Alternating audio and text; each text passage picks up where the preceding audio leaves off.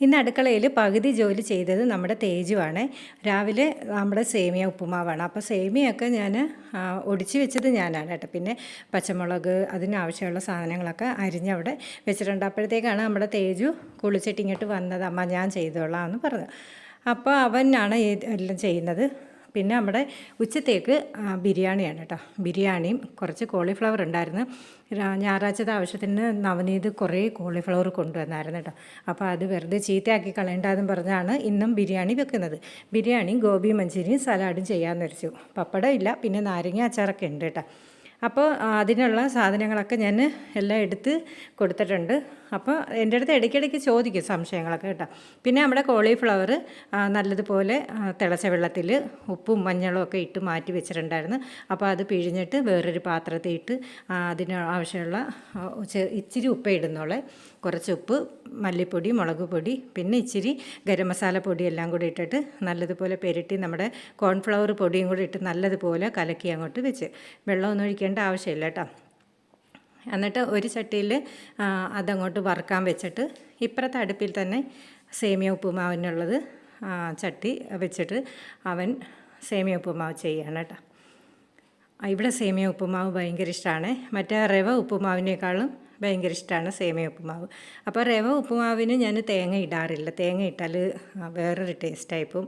ഈ സേമിയ ഉപ്പുമാവിനാണെങ്കിൽ തേങ്ങ ഇടും. തേങ്ങ ഇട്ടാൽ ആ സേമിയ ഉപ്പുമാവിനൊരു ടേസ്റ്റ് കിട്ടത്തുള്ളൂ കേട്ടോ.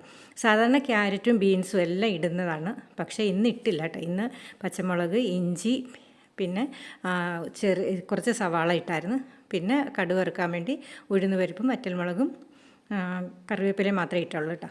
പിന്നെ അവൻ അങ്ങോട്ട് കഴിച്ചിട്ട് ചേട്ടനുള്ള ഉപ്പുമാവൊക്കെ കൊണ്ട് കടയിലോട്ട് പോയി. അപ്പം ഞാൻ കുളിച്ചിട്ട് വന്നു. അപ്പോൾ 2-3 പാത്രങ്ങളൊക്കെ ഉണ്ടായിരുന്നു, അതൊക്കെ ഞാൻ കഴുകി വെച്ചു. ഇനി ബിരിയാണിക്കുള്ള ചോറ് വെക്കണം. പിന്നെ നമ്മുടെ കോളിഫ്ലവർ വറുത്തേ വെച്ചിട്ടുള്ളായിരുന്നു. ഇനി അത് ഗോബി മഞ്ചൂരി ആക്കണം. അതിനുള്ള സവാളയും കൂടെ അരിഞ്ഞു വെച്ചിട്ടാണ് തേജു കടയിലോട്ട് പോയത് കേട്ടോ. അപ്പോൾ ഗൗരിയും നവനീത് വിടില്ല.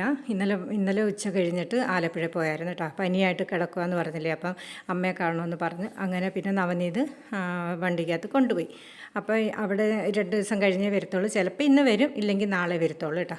ഇപ്പോൾ കുറവുണ്ട്. ഛർദിലൊക്കെ ആയിരുന്നു. ഛർദിൽ പനി കൂടിയെന്ന് പറഞ്ഞു കേട്ടോ. അങ്ങനെ വൈറൽ ഫീവറോ അങ്ങണ്ടായിരുന്നു. അങ്ങനെ 2 ദിവസം അവിടെ നിന്നിട്ടൊക്കെ വരത്തുള്ളൂ. അപ്പോഴത്തേക്ക് ഞാൻ ബിരിയാണിയുടെ അരിയൊക്കെ ഇട്ടിട്ടുണ്ടായിരുന്നു. നല്ലതുപോലെ വെന്ത് ഊറ്റി വെച്ചേ. പിന്നെ ഞാൻ അതിനകത്ത് ഈ അരിക്കകത്ത് തന്നെ നമ്മൾ കറുവാപ്പട്ടയും ഗ്രാമ്പും എല്ലാം ഇട്ടിട്ടുണ്ട്, പെരുംജീരകവും ഇട്ടിട്ടുണ്ട്. പിന്നെ അതിൻ്റെ ഉടനെ ക്യാരറ്റ് കുറച്ചുണ്ടായിരുന്നു, അതും കൂടെ അങ്ങോട്ട് ഇട്ട് ഉപ്പൊക്കെ ഇട്ട് നല്ലതുപോലെ ഊറ്റി അങ്ങോട്ട് വെച്ച്. ഇനി നമുക്ക് ചോറിനകത്ത് പ്രത്യേകിച്ചൊന്നും ചെയ്യേണ്ട, കുറച്ച് നെയ്യും മല്ലിച്ചീരയും കൂടെ മാത്രം ചേർത്താലും മതിയാകും. പിന്നെ നമ്മൾ ഗോബി മഞ്ചൂരി ചെയ്യാൻ വേണ്ടി ബട്ടറൊന്നും ഞാൻ എടുത്തില്ല കേട്ടോ. ബട്ടറും നെയ്യൊന്നും എടുത്തിട്ടില്ല. കുറച്ച് എണ്ണയാണ് ഒഴിച്ചിരിക്കുന്നത്. എണ്ണ ഒഴിച്ചിട്ട് ഇച്ചിരി ഉലുവ, പിന്നെ ജീരകം ഇതെല്ലാം കൂടെ ഒന്ന് മൂപ്പിച്ചെടുത്തിട്ട് കുറച്ച് സവാള അരിഞ്ഞ് വെച്ചെന്ന് പറഞ്ഞില്ലേ, ആ സവാളയും കൂടെ നല്ലതുപോലെ ഒന്ന് ബ്രൗൺ കളറാവുന്നവരൊന്ന് എടുത്ത്, ഒത്തിരിയും ബ്രൗൺ ആവണ്ട, ഒന്ന് നല്ലതുപോലെ ഒന്ന് വഴറ്റിയെടുത്താലും മതി.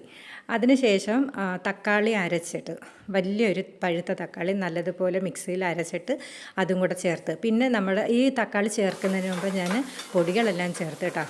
എന്തൊക്കെ പൊടിയാണെന്ന് വെച്ചാൽ മല്ലിപ്പൊടി, മുളക് പൊടി, പിന്നെ നമ്മുടെ കളർ കിട്ടാൻ വേണ്ടി ഇച്ചിരി കാശ്മീരി പൊടിയും കൂടെ ചേർത്തിട്ടുണ്ട്. പിന്നെ ഗരം മസാല, പിന്നെ ചിക്കൻ മസാല പൊടി ഇച്ചിരി ചേർത്തിട്ടുണ്ട് കേട്ടോ. പിന്നെ കുരുമുളകിൻ്റെ പൊടി, മഞ്ഞൾപ്പൊടി, ഇത്രയും കൂടെ ചേർത്ത് നല്ലതുപോലെ വഴറ്റി അതൊന്ന് പച്ചമണം മാറിയതിന് ശേഷമാണ് നമ്മൾ തക്കാളി അരച്ചതും കൂടെ ചേർത്തത്.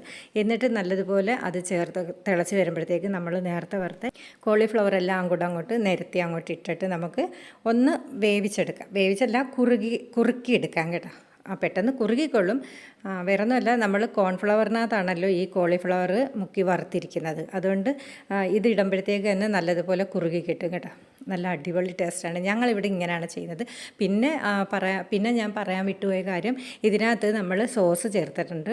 ടൊമാറ്റോ സോസ്, ചില്ലി സോസ്, പിന്നെ സോയാ സോസ്. ഇത്രയും കൂടെ കുറച്ച് വീതമേ ഞാൻ ചേർത്തിട്ടുള്ളൂ കേട്ടോ. അപ്പോൾ എല്ലാവർക്കും ഇഷ്ടപ്പെടും ഇവിടെ. പിന്നെ എനിക്കും ചേട്ടനൊക്കെയാണ് ടൊമാറ്റോ സോസൊന്നും അത്ര ഇഷ്ടമല്ല. അതുകൊണ്ട് പേരിന് വേണ്ടി കുറച്ച് ചേർത്തുള്ളൂ. പിന്നെ അവർക്ക് 3 പേർക്കും ആണെങ്കിൽ സെപ്പറേറ്റ് അവർ ടൊമാറ്റോ സോസൊക്കെ വേറെ ഒഴിച്ച് കഴിച്ചോളും കേട്ടോ. അങ്ങനെ നമ്മുടെ ഗോബി മഞ്ചൂരിയൊക്കെ റെഡിയായി. പിന്നെ കുറച്ച് തുണി ഇന്ന് ഞാനാണ് തുണി നനയ്ക്കാൻ ഇട്ടത്. നനയ്ക്കാൻ വെച്ചാൽ മെഷീനകത്ത് ഇട്ടാൽ പിന്നെ അത് റെഡിയായി. നല്ല വെയിലുണ്ട്. അപ്പോൾ ഞാൻ എല്ലാം കൂടെ വിരിക്കുകയാണ്. വിരിച്ചിട്ടിട്ട് എനിക്കിനി കടയിൽ പോകണം കേട്ടോ. മണി ഇപ്പം 11:45 12 മണിയായി. അപ്പോൾ ഇനി ഞാൻ ഇതിൻ്റെ ഷോർട്സ് ഇടുന്നുണ്ട്, എല്ലാവരും കണ്ട് സപ്പോർട്ട് ചെയ്യണേ. അപ്പോൾ എല്ലാ മക്കൾക്കും എൻ്റെ എല്ലാ കൂട്ടുകാർക്കും ഒത്തിരി താങ്ക്സ് കേട്ടോ. എന്നെ സപ്പോർട്ട് ചെയ്യുന്നതിനും എൻ്റെ കൂടെ നിൽക്കുന്നതിനും. ഇങ്ങനെയൊന്നും പറഞ്ഞാൽ വാക്കുകൾ മതിയാകത്തില്ല. എനിക്ക് ഒത്തിരി സന്തോഷമാണ് കേട്ടോ. അതിന് എന്നെ പിള്ളേർ എപ്പോഴും കളിയാക്കുക, ചേട്ടനും കളിയാക്കും കേട്ടോ. ഇപ്പം അവളും ഉണ്ട്, കുറേ മക്കളും ഉണ്ട്, കുറേ കൂട്ടുകാരും ഉണ്ട്, ഇപ്പം ഞങ്ങളെ ഒന്നും വേണ്ട എന്നൊക്കെ പറയുന്നത് കേട്ടോ. ചുമ്മാതാണ് എന്നെ ഒന്ന് കരയിപ്പിക്കാൻ വേണ്ടി പറയുന്നത്. അപ്പോൾ നാളെ കാണാം കേട്ടോ.